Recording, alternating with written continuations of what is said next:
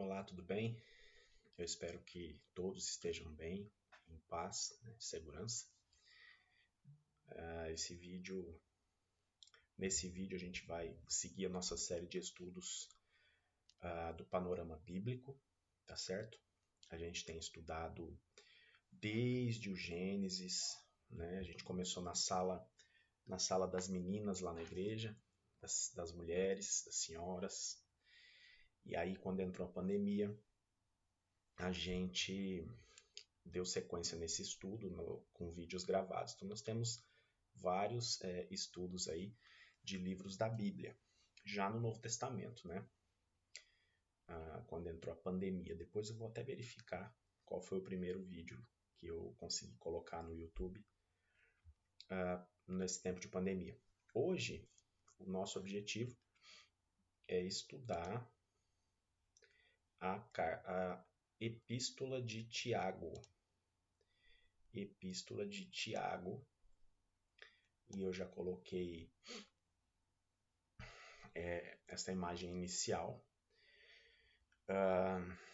justamente para já aguçar, não é, o nosso intelecto, nossa cabeça, para a gente começar a pensar nessa aparente contradição ou contraditoriedade de ser contraditório, né, entre Tiago e Paulo, por exemplo. Paulo fala muito sobre a fé, salvação pela fé, né? Salvação pela graça de Deus, mediante a fé, isso não vem de nós, é dom de Deus. E Tiago vem falar muito sobre a fé sem obras ser morta. Então, inicialmente eu queria dizer que eles não conflitam, e a gente vai ver isso nesse estudo, tá bem? E que a fé, na verdade, ela precisa ser uma fé em ação. É disso que Tiago vem tratar. Então, abra aí já a sua Bíblia para você seguir junto comigo. Eu estou com a minha Bíblia, aquela que eu falei um tempo atrás, que é toda anotada, grifada, tá vendo? Vocês conseguem ver? Toda anotada, grifada. Ela é bem antiga. E eu sempre ia arriscando os textos que eu achava interessante. Bom, e pregações também, né? De outros pastores, minhas, enfim. Vamos iniciar então o nosso estudo a partir de um contexto geral, né? Uma questão introdutória. A gente pode dizer que essa carta não foi escrita a uma pessoa ou a um local específico. Por isso ela é tratada como universal. Eu falei carta, né? A gente já viu essa diferenciação entre carta e epístola. Carta é quando ela tinha um destino específico, ou a uma pessoa, ou a uma comunidade específica. A carta de Paulo aos Romanos, né? Específica à igreja de Roma. A carta de Paulo, a primeira carta de Paulo aos Coríntios, segunda carta, enfim. A epístola ela tem uma abrangência maior, então Tiago não escreve especificamente a uma pessoa, nem tampouco a uma comunidade específica, tá? Então, por isso epístola de Tiago. Tanto que na Bíblia, que a minha pelo menos está, ó, epístola de Tiago. Fica ao contrário aí para vocês, será? Né? Câmera frontal do computador. Bom, ela trata de assuntos práticos da vida cristã, e temas que aparecem nessa carta são pobreza, riqueza, tentações e aflições, preconceito, falar e agir, criticar, orgulho e humildade, paciência, oração e fé. Olha quanta temática importante que aparece na Epístola de Tiago. Eu vou meio que acelerar, porque ela tem bastante conteúdo e eu gostaria de concluir em até 30 minutos hoje, tá? Para não ficar um vídeo muito cansativo também. O autor coloca acima de tudo a necessidade de não somente crer, como de agir. Por isso a fé em ação, que eu coloquei lá no início, no primeiro slide. Não adianta nada uma pessoa dizer que tem fé, se não provar por meio de suas ações que a sua fé é viva e verdadeira. Vamos lá olhar Tiago 2,26. Tiago 2,26. Porque assim como o corpo sem espírito é morto, assim também a fé sem obras é morta. Olha que interessante. Porque assim como o corpo sem espírito é morto, assim também a fé sem obras é morta. Fé sem obras é morta. Por isso a fé em ação, né? Em relação à autoria e data, né, do escrito, o autor é Tiago. A gente pode ver aqui, ó, no 3:1. Meus irmãos, não os torneis muitos de vós mestres, sabendo que havemos de receber maior juízo. Ele falando, né? Ele era um mestre cristão. E no 1 vai falar que Tiago, servo de Deus e do Senhor Jesus Cristo, as 12 tribos que se encontram na dispersão, saudações. Então ele escreve uma epístola generalista a todas as 12 tribos, né? E aí no 3:1 ele se apresenta então como um mestre cristão. Bem interessante essa apresentação de Tiago, até para credibilizar o seu escrito, né? Uma tradição antiga diz que Tiago era o irmão de Jesus. E aí a gente não vai ler todos esses textos, senão vai ficar muito longo o estudo. Mas você, como é vídeo, você pode pausar, anotar e depois olhar. Mateus 13:55, Marcos 6:3. Ele era líder na igreja de Jerusalém, tem lá em Atos 12:17, 15, do 13 ao 21, Atos 21:18, 1 Coríntios 15:7, Gálatas 1:19 e 2:9. Tá? Isso é uma tradição antiga que diz. Né? Não podemos aqui olha só, mas não existem provas de que essa tradição seja verdadeira. É uma tradição antiga que diz que Tiago era o irmão de Jesus. Tem muita gente que fala, não, porque Tiago é o irmão de Jesus. Ele está se baseando, quem diz isso, pastores, líderes religiosos, vão dizer isso baseados numa tradição antiga.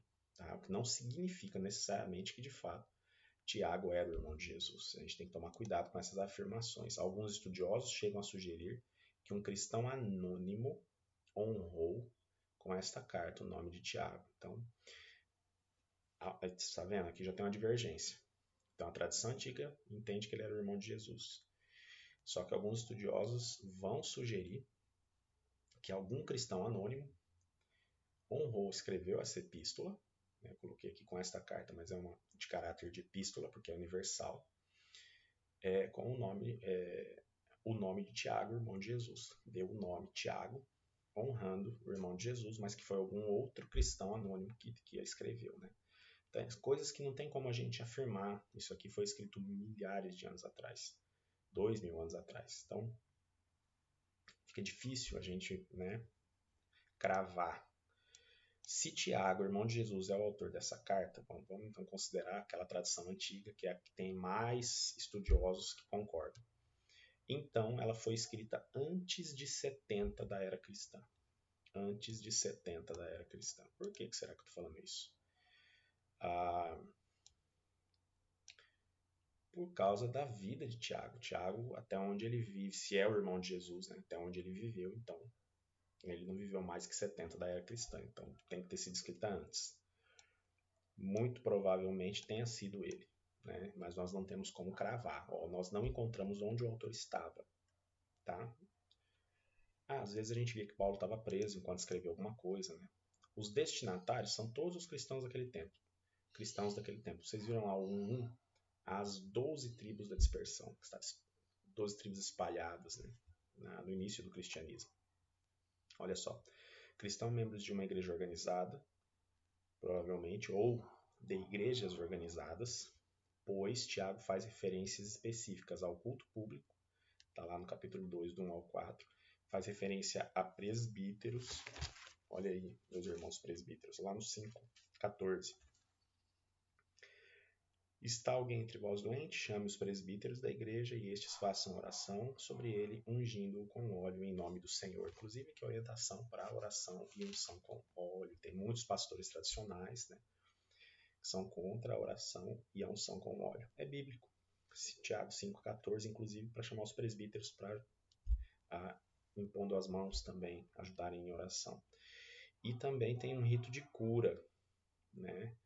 Aí ainda no capítulo 5, do 13 ao 16. Então, provavelmente, 99,9%, ele escreve a igrejas organizadas.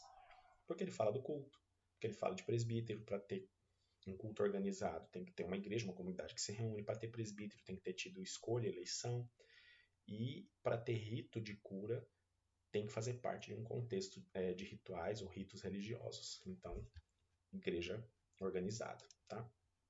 Mensagem. Bom, até coloquei aqui que é fé e obras, né? Duas realidades que se completam. Por quê? Porque a gente vai ver aqui que tem um probleminha entre fé e obras aqui, entre Tiago e Paulo. A verdadeira fé se manifesta por meio de ações. Sem ações cristãs não existe fé cristã.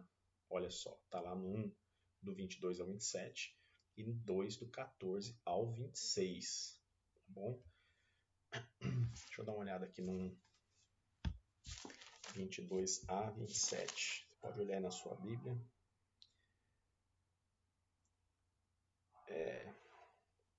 Ele vem falando aqui, né?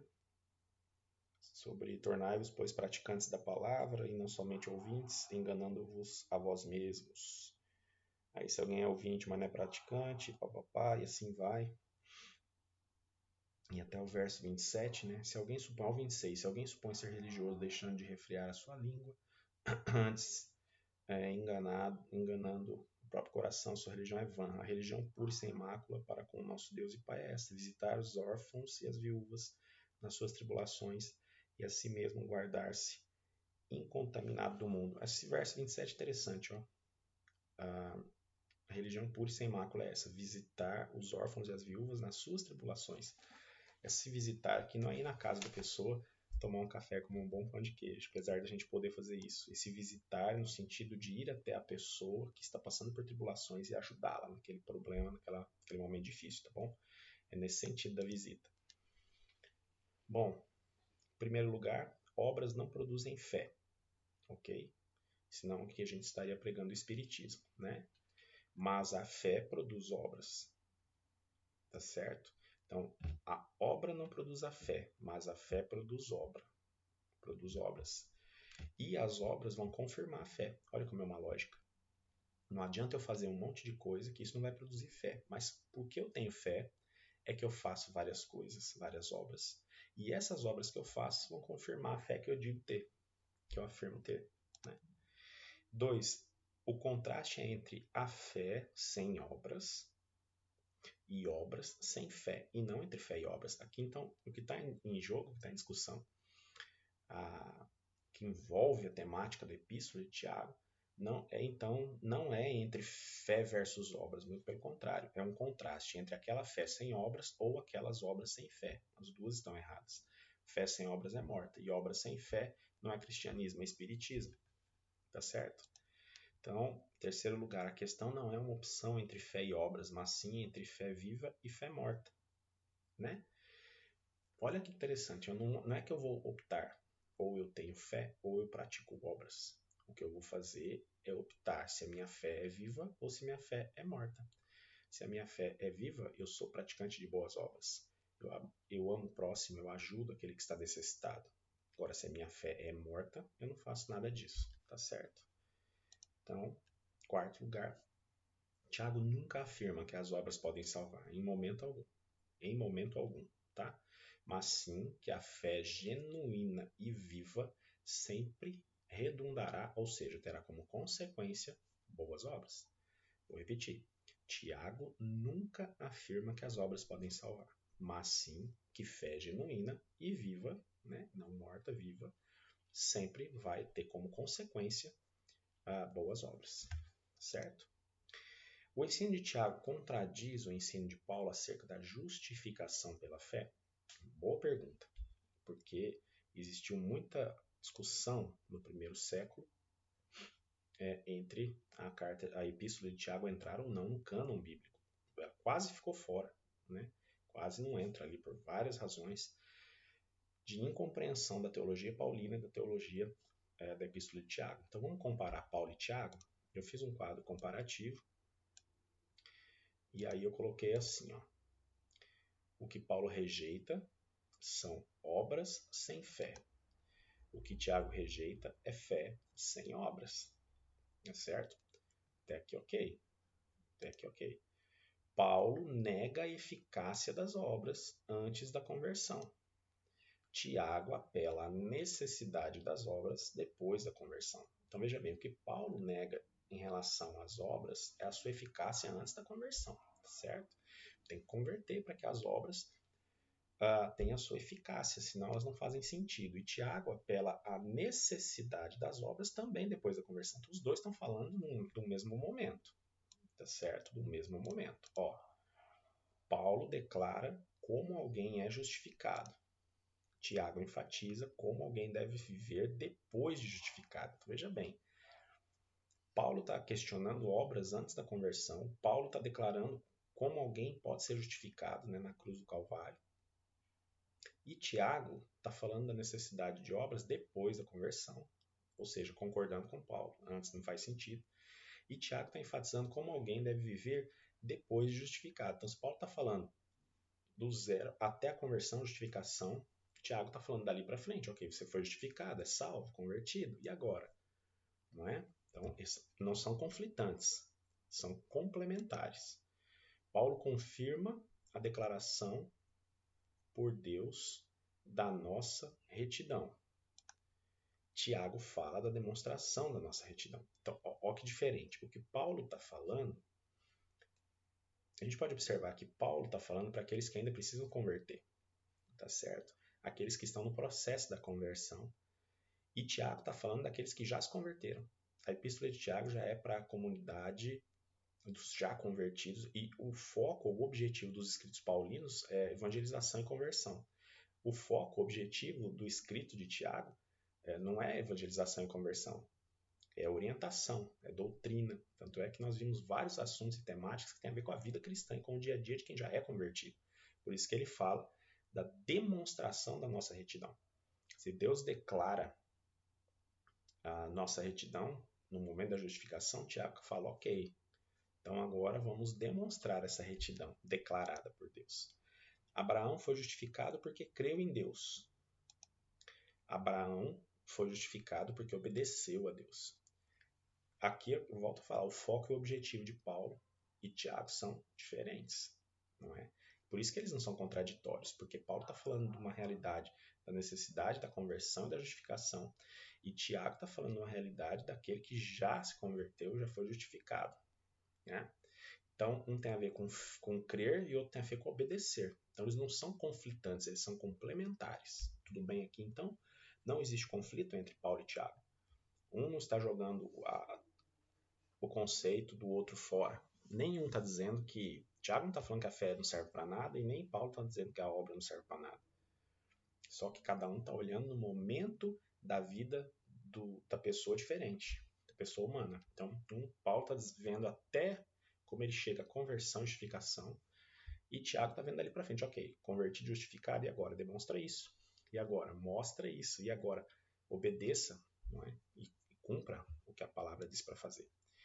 E aí vem algumas temáticas interessantes, eu coloquei essa imagem aqui, ó. Tiago 4,4, né?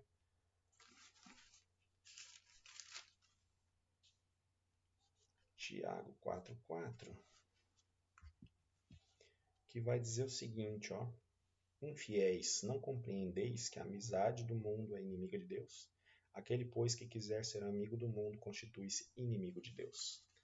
Portanto, qualquer que quiser ser amigo do mundo, constitui-se inimigo de Deus. Aí eu vi essa imagem desse coração, né? Com notas aqui de dólar. Que realmente o dinheiro tem sido... O amor ao dinheiro tem sido muito sério na nossa contemporaneidade, né? E aí nós temos Tiago 4, de 1 a 5, que diz quem é amigo do mundo é inimigo de Deus, tá certo? Que a fé leva o cristão a viver uma vida dedicada a Deus.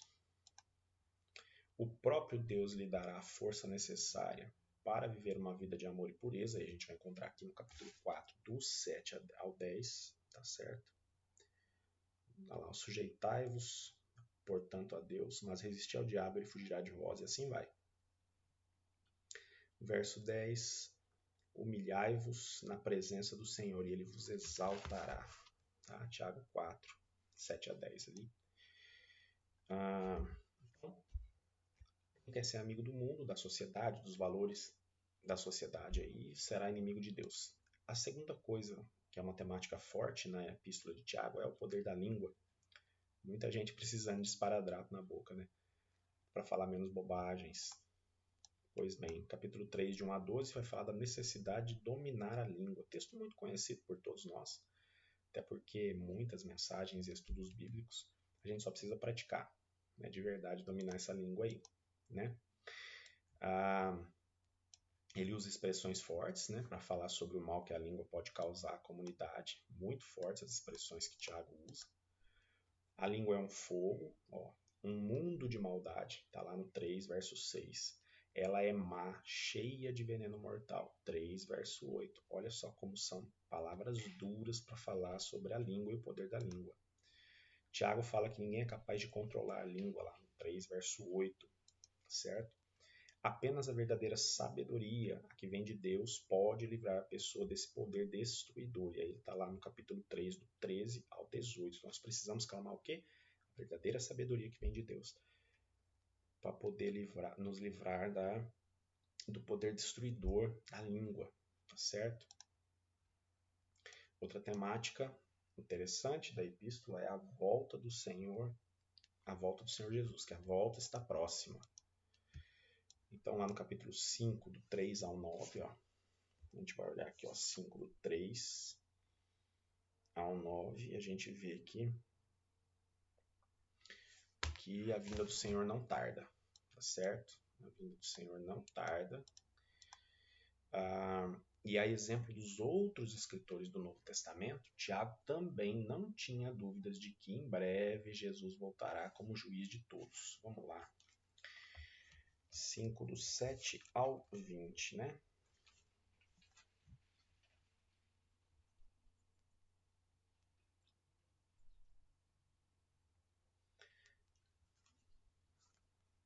Versos 19 e 20, ó.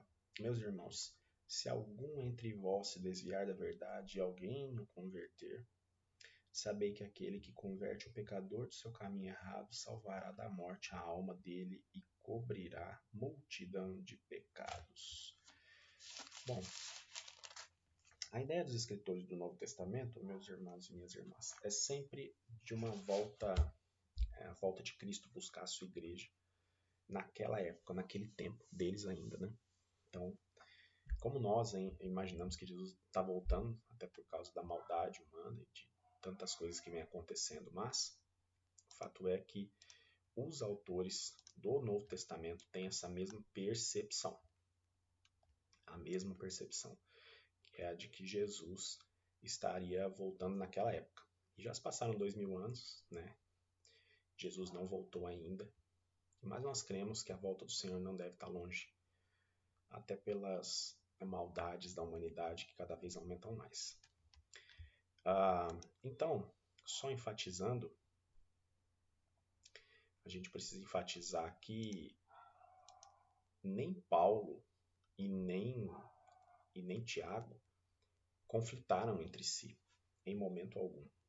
Em momento algum. Então, porque existe muita confusão, eu vou abrindo aqui o programa, tá? Existe muita confusão em relação a essa compreensão, porque as pessoas diziam sempre que o apóstolo Paulo era conflitante, a teologia paulina do apóstolo Paulo era conflitante com a teologia de Tiago. Nós vimos aí no nosso comparativo rápido que na verdade são complementares. Paulo vem falar de um caminho até a salvação e justificação, e Tiago vem falar daqueles que se converteram, foram justificados e agora precisam caminhar. E nessa caminhada, a fé precisa ser uma fé em ação. A fé sem obras é morta. Que Deus te abençoe, espero que tenha sido edificante, que tenhamos aprendido um pouquinho mais sobre a Epístola de Tiago. Deus abençoe o seu domingo, a sua família, e que, se você quiser, enviar o link desse vídeo para alguma pessoa que você entende que gosta de estudar a palavra, pode enviar dos estudos todos que a gente tem. Tem a série dos 10 mandamentos na quinta-feira também, muito interessante, já vimos 3 mandamentos, né? A quinta-feira passada foi o 3º mandamento. Estão todos gravadinhos, vídeos de 20 a 25 minutos, tá bom? Deus te abençoe. À noite teremos nosso culto de louvor e adoração a Deus. Fique na paz, você, sua família e seus queridos. Até o próximo estudo.